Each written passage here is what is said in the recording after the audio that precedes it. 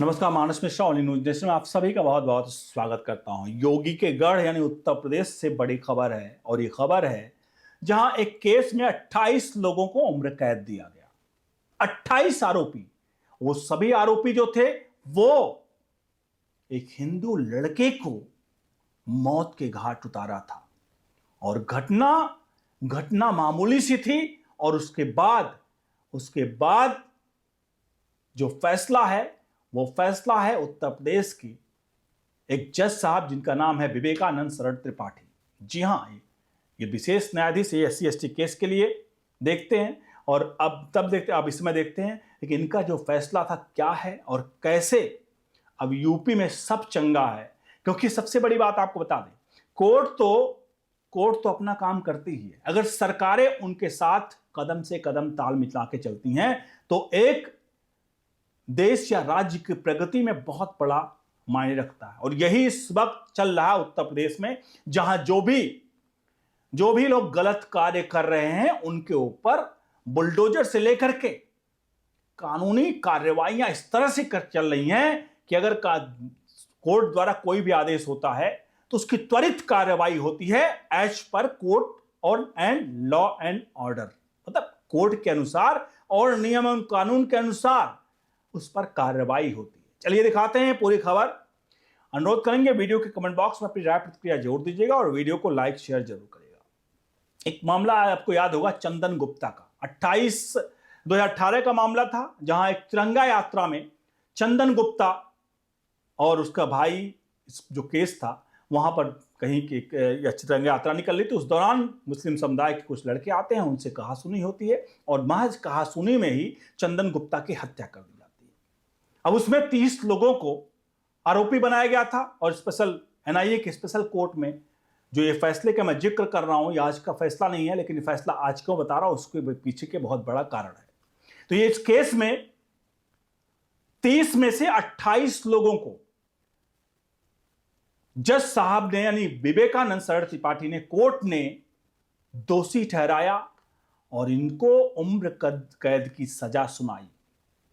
26 जनवरी 2018 की हत्या, देश में तिरंगा यात्रा निकली हुई थी और तिरंगा यात्रा में अभिषेक उर्फ चंदन गुप्ता की निर्मम हत्या हुई थी और 28 मुस्लिम समुदाय के आरोपी, उनको आजीवन कारावास सुनाने वाले जज साहब। अब कहानी इसके पीछे तो तब शुरू होती है क्योंकि देखिए, सरकार ने योगी आदित्यनाथ को, आपको बता दें, उन्होंने ऐसे ऐसे लोगों से भिड़ा इस केस में। आपको बता दें वो कौन थे। आप अपने वाकई में आप सोचेंगे कि वाकई में योगी आदित्यनाथ यूं ही नहीं है मुख्यमंत्री जो इतने बड़े राज्य को संभाल रहे हैं और उस राज्य में जहां पर आए दिन दंगे होते रहते थे। लेकिन अब योगी आदित्यनाथ हर मंच से कहते हैं यूपी में सब चंगा बा। तो यूपी में सब चंगा है। आपको बता दें इस केस में सरकार अपने पूरी तरह से उसमें थी कि बच्चे को न्याय मिलेगा और अगले जो उस साइड में थे, जो 28-30 आरोपी थे, उनकी तरफ से 7 NGO बैटिंग कर रहे थे। 7 NGO जिनके नाम citizen for justice and peace Mumbai का है, people's union for civil liberties Delhi का, Rihai Manch and for justice and accountability New York का, अमेरिका से, Indian American Muslim council Washington DC, ये भी अमेरिका का, South Asia solidarity group London, Jamiat Ulema-e Hind.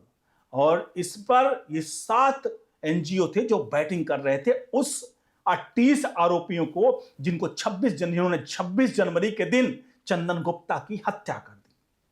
अब हत्या करने के बाद योगी आदित्यनाथ की सरकार, क्योंकि 2018 में वो मुख्यमंत्री बन चुके थे, नए नवेले थे, कुछ महीने बीते थे, लेकिन शासन प्रशासन और गुंडों को किस तरह से उनके जगह तक पहुंचाना है बहुत अच्छी तरीके से जानते थे।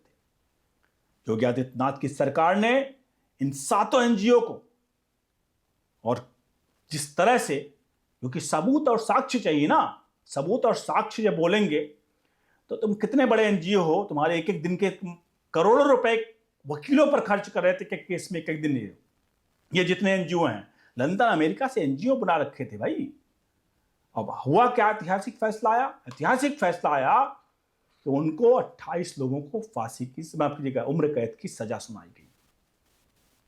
यह है आज का उत्तर प्रदेश, जहां पर न्याय सिर्फ किताबों और कहानियों में नहीं है, न्याय अब बोलता है। कुछ लोगों का काम बोलता था जो सिर्फ किताबी पर और गाने और किताबों में की काम बोलता है, यहां पर असली चीज सब कुछ अब प्रैक्टिकली दिखाई पड़ रही है, जहां आरोपी जो हैं, मतलब जो हत्यारे हैं, उनको उम्र कैद की सजा मिल रही है। जिनके पिता कहते थे, अखिलेश यादव के पिता, कि बच्चे हैं, गलती हो जाती है रेप केस में, अब वो लोग इस वक्त वाकई में पानी भरते नजर आ रहे हैं। आपसे नोट है इस पूरे प्रकरण पर। जज साहब न्यायमूर्ति त्रिपाठी को तो वाकई में सैल्यूट करने लायक चीफ, और इस सबके बीच में योगी आदित्यनाथ को भी कम आंकना आवश्यक नहीं है, क्योंकि उन्होंने इतने बड़े बड़े एनजीओ को भी धूल चटाई। और उनका यही है ना कि अगर कोई भी यूपी में अगर किसी तरह का कृत्य करेगा तो उसका मिट्टी में मिलना तय है। बहुत बहुत धन्यवाद।